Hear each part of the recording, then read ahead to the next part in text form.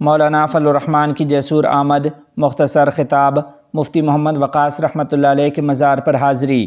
تفصیلات کے مطابق جمعیت علماء اسلام پاکستان کے سربراہ مولانا فضل الرحمان اور سیکرٹری جنرل مولانا عبدالغفور حیدری کی آج جیسور جامع امدادیہ مدنی نگر آمد ہوئی، جہاں ان کا جمعیت علماء اسلام بنگلہ دیش کے قائدین اور مرحوم مفتی محمد وقاص رحمۃ اللہ علیہ کے فرزند جیسور 5 سے پارلیمانی امیدوار مولانا رشید بن وقاص نے شاندار استقبال کیا اور پھولوں کے گلدستے پیش کیے۔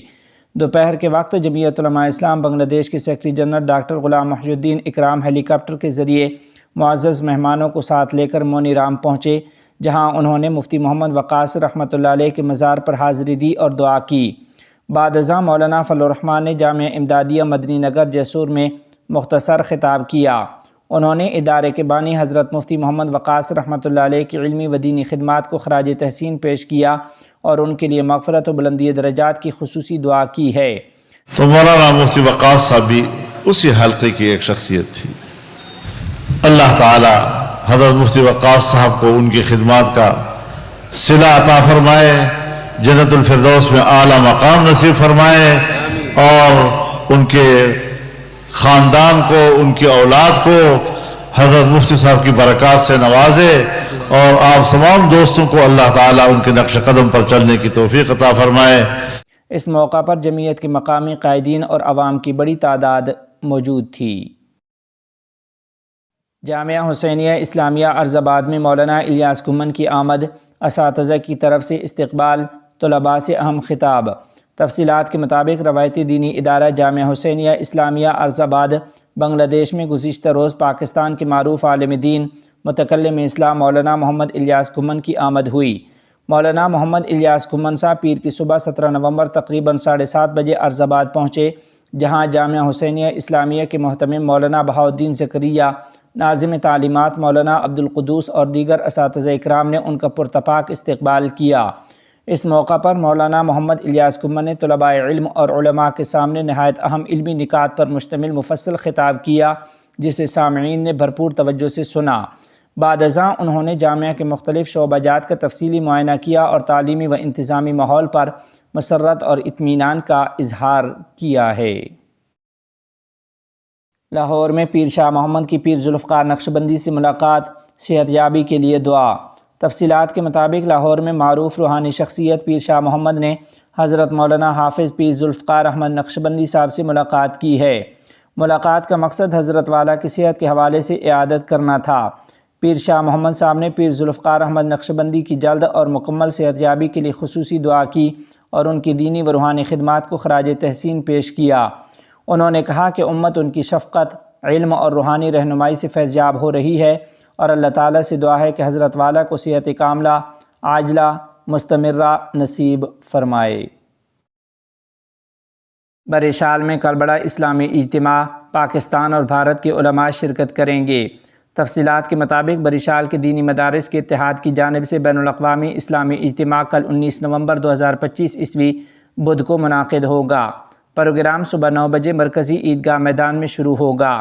اس اسلامی اجتماع میں پاکستان اور بھارت کے معروف علماء کے ساتھ ساتھ بنگلہ دیش کے مشہور مشائخ اور مفتیان کرام بھی شرکت کریں گے۔ شرکاء دین کی تعلیم، مسلمانوں کی یکجہتی، اخلاقی تربیت اور موجودہ حالات میں امت کی ذمہ داریوں پر خطاب کریں گے۔ مہمان خصوصی پاکستانی عالم دین متکلم اسلام علامہ مولانا محمد الیاس کھمن ہوں گے، جبکہ بھارت کے علامہ حسین احمد پالنپوری بھی خصوصی شرکت کریں گے۔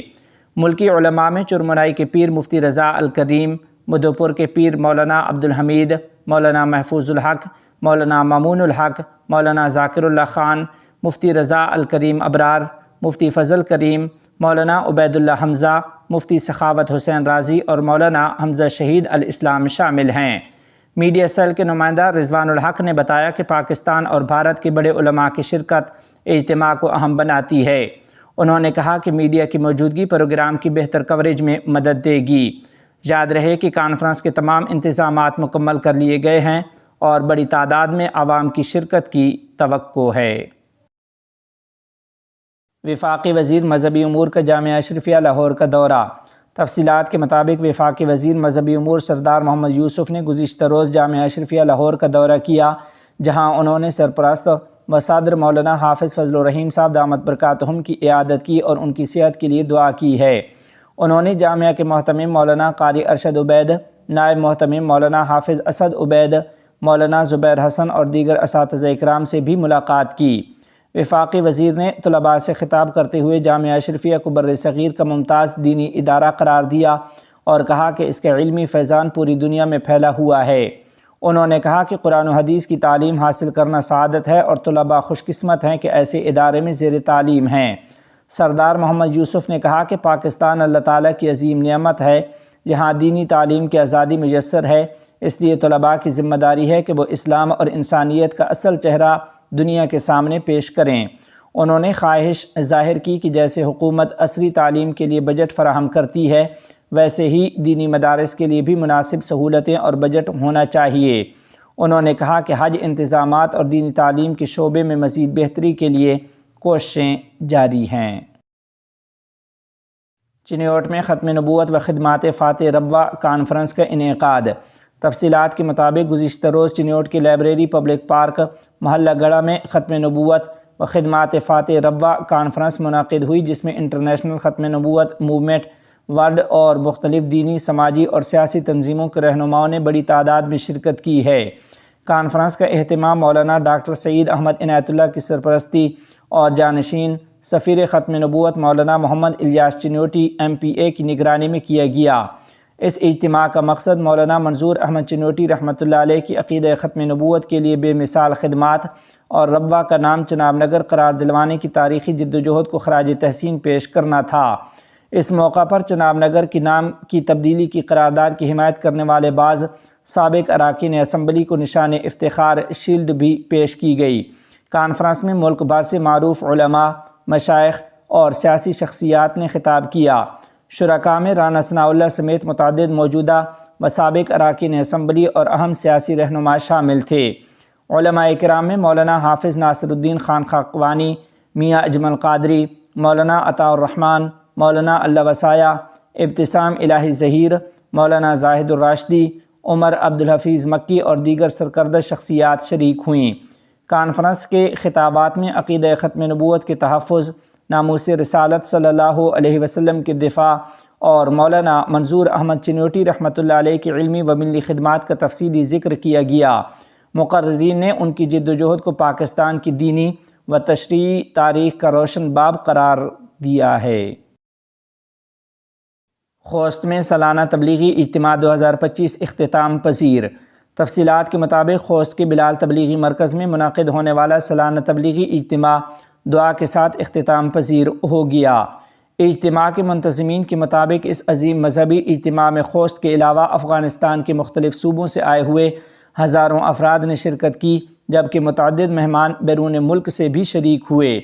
منتظمین کا کہنا تھا کہ اجتماع میں شرکاء کو دینی تعلیمات، دعوتی اصول، اسلامی اخلاقیات اور معاشرتی اصلاح سے متعلق مختلف بیان پیش کیے گئے۔ یہ اجتماع مکمل امن و سکون، رواداری، دعاؤں، روایتی دینی پروگراموں اور شرکاء کی پرامن آمد و رفت کے ساتھ بخیر و خوبی مکمل ہوا۔ کابل میں چوتھی امام اعظم ابو حنیفہ رحمۃ اللہ علیہ قومی و بین الاقوامی نمائش کا افتتاح۔ تفصیلات کے مطابق کابل میں چیمبر آف کامرس کے زیر اہتمام 7 روزہ امام ابو حنیفہ نمائش کا افتتاح کیا گیا، جس میں 15 ممالک کے صنعتی و تجارتی ادارے شریک ہیں۔ وزیر صنعت و تجارت نور الدین عزیزی نے کہا کہ افغانستان کی تجارت 80 ممالک تک پھیل چکی ہے اور نئے زمینی و فضائی راستوں کی توسیع جاری ہے۔